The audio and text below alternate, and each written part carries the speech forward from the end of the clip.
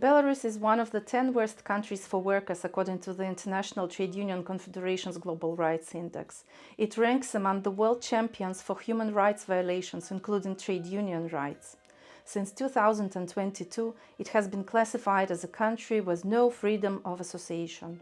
Arrests continue daily at workplaces across Belarus for offenses ranging from subscribing to independent news channels to appearing in photographs from the 2020 protests, donating to civil society initiatives, supporting human rights defenders, or assisting a political prisoner's family.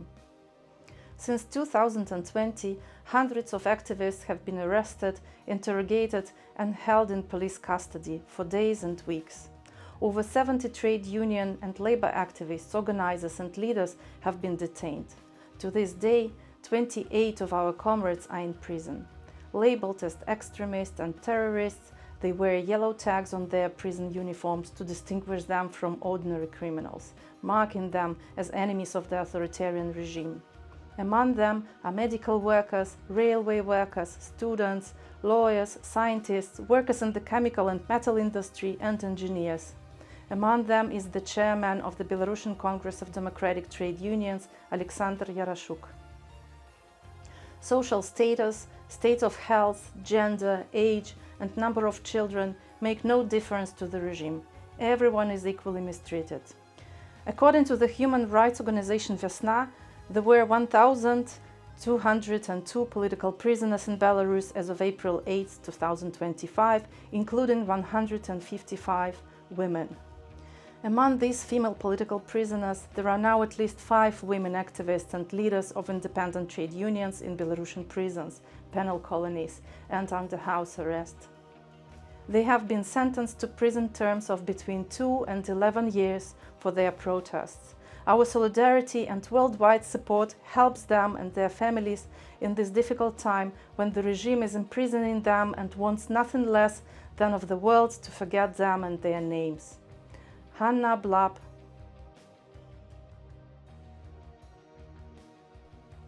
Alena Nazarova, Hanna Korneenko, Svetlana Sakovich, and Volga Britikova. Our sister Volga Britikova is the chairperson of the Belarusian Independent Trade Union of Miners and Chemical Workers at the Naftan oil refinery. In 2022, with the beginning of the war in Ukraine, Volga was arrested and imprisoned for her anti-war position. During her time in prison, she was sentenced 5 times to 15 days in prison each time. After Volga was released, she continued to help her comrades, and when all independent trade unions were dissolved, she was one of the few remaining trade union leaders who did not leave the country. In August 2023, the regime arrested her and a few other comrades. After a long trial process, where she faced at least 6 years in prison, there were several appeals. Volga was sentenced to 5 years, and since then, there has not been much information about her. Just recently, she had been added to the list of terrorists. With the loss of her mother, she has no other living family members in Belarus that could have supported her with packages in jail. The comrades and family members of Volga Britikova are not sure where she is kept, most probably in a penal colony for women. From the testimonies of the released comrades, we know that political prisoners are constantly tortured and severely punished by being placed in solitary confinement in freezing cold cells.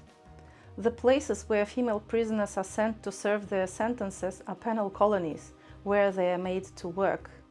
The work in prison is nothing more than forced labor without health and safety regulations, without adequate pay, often less than €1 per month, mostly in the textile industry. In the case of the female prisoners, it is an 8-hour shift in a sewing factory that makes uniforms for the military, most likely the Russian army or for the Belarusian police. Prison is not a good place for anyone. Our sisters and brothers, especially the older comrades who have been sentenced to up to 9 years in prison, are in poor health. It is extremely hard for them.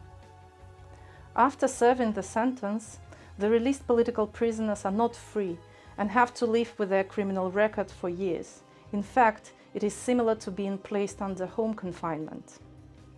Police checks, restrictions on movement, restrictions on the ability to leave the country, no reasonable access to jobs. Even minor violations of such regulations are subject to new criminal charges. You wonder how this situation can be remedied. More international pressure on the regime should focus on the release of political prisoners.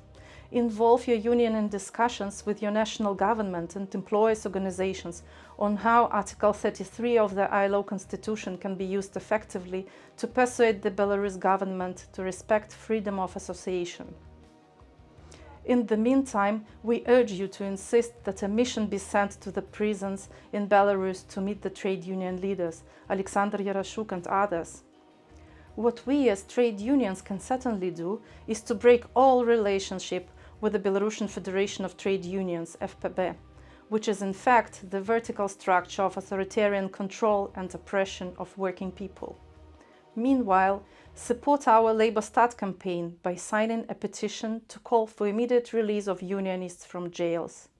As trade union, activism is not extremism.